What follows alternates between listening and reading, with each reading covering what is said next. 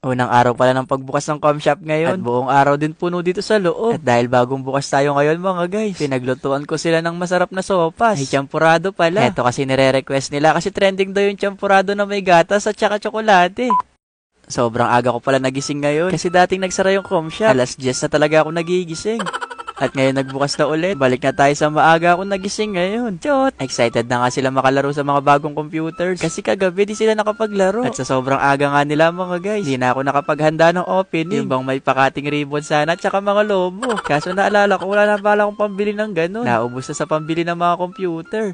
At dahil bagong bukas nga mga guys, binigyan namin ng oras yung mga unang maglalaro. Ngayon lang to mga guys. Baka manghingi kayo ng oras sa akin. Malulugi si Chot. Pero kung oras naman talagang hinihingi mo, ibibigay ko. Kasi may dalawa pa akong wall clock dito. Chot! Alam nyo ba kung ano yung pinakamasayang part sa akin? Yung bang makita mo yung mga naglalaro na sobrang saya nila dito. Tapos yung mga games sila nandito na. At updated na din. Yung bang hindi na sila magreklamo na sobrang lag ng mga computer. Kasi dati, minu-minuto yata tinatawag nila ako. Kaya niluluto kong adobo na sunog. Chot! Ultimong keyboard. Hindi daw napipindot yung letter A. Kaya di nila masulat ng maayos yung pangalan nila sa Roblox. Kaya kapag talaga natatalo sila, sinisisi yung computer. Totoo naman din kasi talaga.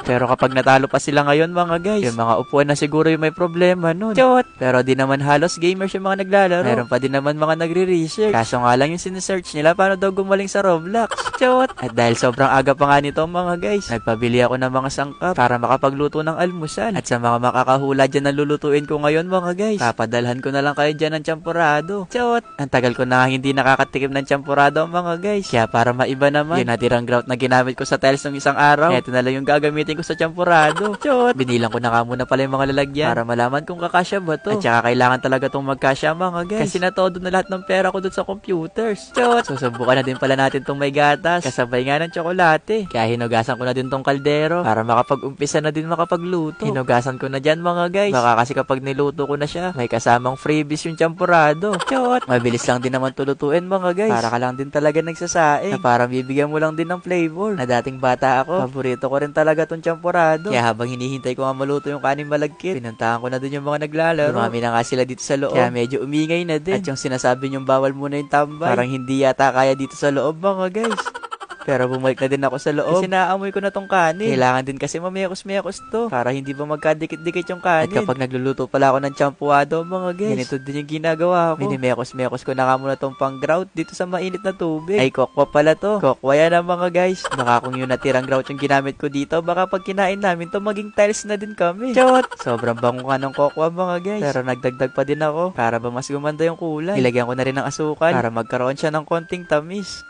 At eto nga mga guys, malapit nang maluto yung champurado. At mukhang kada month yata magkakaroon tayo ng feeding program dito sa computer shop. Chot!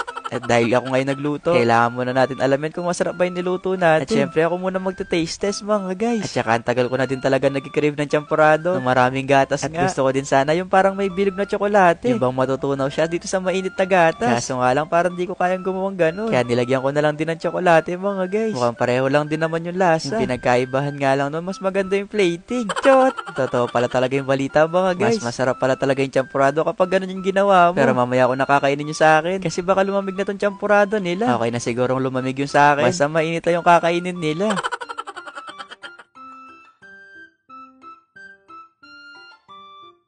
Nilagyan ko na din palang gatas yung sa kanila. Baka sabihin nila ako lang yung nagagatas. Nagkikrave din daw kasi silang champurado mga guys na may gatas. At syempre, hindi pwedeng mawala yung tsokolate. Eto din kasi talaga yung nagpapasarap. Kaya sana, magustuhan talaga nila to. Kasi kung di nila to magugustuhan, bahala na sila dyan. At kapag pala magkakasama na lahat sila mga hindi guys, sila mukhang champurado. Mukha na silang ice scramble.